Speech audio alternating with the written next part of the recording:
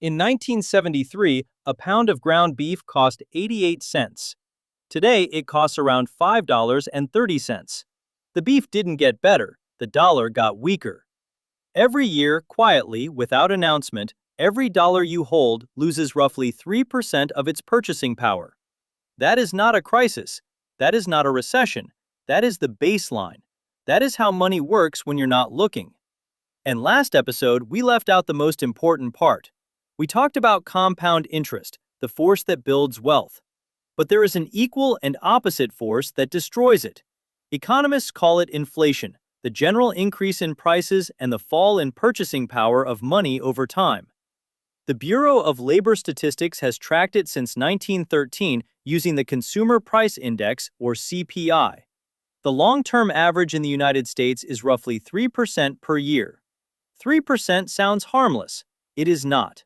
Here is the math. You have $100 today.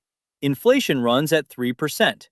After 1 year, your $100 buys what $97 bought last year. That is $3 gone. Not stolen, not taxed, evaporated. After 10 years, your $100 buys what $74 bought at the start. After 20 years, $55. After 40 years, $30. You still hold the same bill. It still says 100, but it purchases less than a third of what it once did. The equation is simple.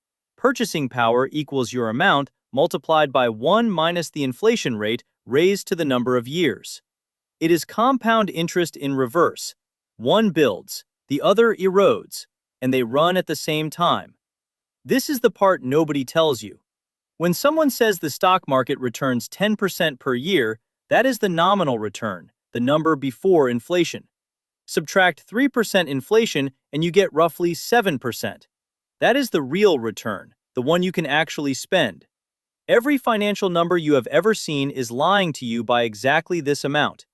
Your savings account pays 1.5%. Inflation runs at 3%. Your real return is negative 1.5%. You are paying the bank to hold your money and watch it shrink. A 10-year government bond yields around 4%. After inflation, that is 1%. You waited a decade for 1%. This is why cash is not safe. Cash is a slow loss disguised as stability. $1 in 1913, when the Federal Reserve was created, is worth about 3 cents today. Not $3, 3 cents. That is a 97% loss in purchasing power over 112 years.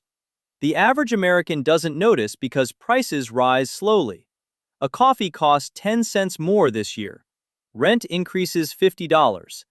Each change is small enough to ignore, but the function is exponential. The same math that makes compound interest invisible at the start makes inflation invisible until the damage is done. You don't feel 3%. You feel the result of 3% running for 30 years. This is not really about prices. It is about time working against you instead of for you. In the last episode, we showed that time is the engine of compound growth, but time is also the engine of compound decay. The same exponent that multiplied your investments is dividing your cash. Every year you hold a dollar without putting it to work, the equation runs against you. Wealth is not a number. It is a race between two curves, one going up, one going down.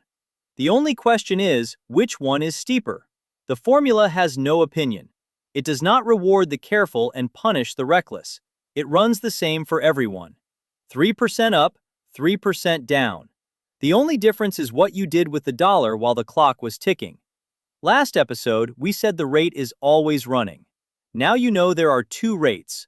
One compounds what you invest, the other erodes what you don't. And both of them started before you pressed play. $100, 1973, 88 cents for ground beef. Today, $5.30. The dollar didn't move. The ruler moved. Every week, another law of money, explained in math, not in hype. Subscribe if the equation landed. The next one is about the shortcut that makes both of these laws predictable in seconds, the rule of 72.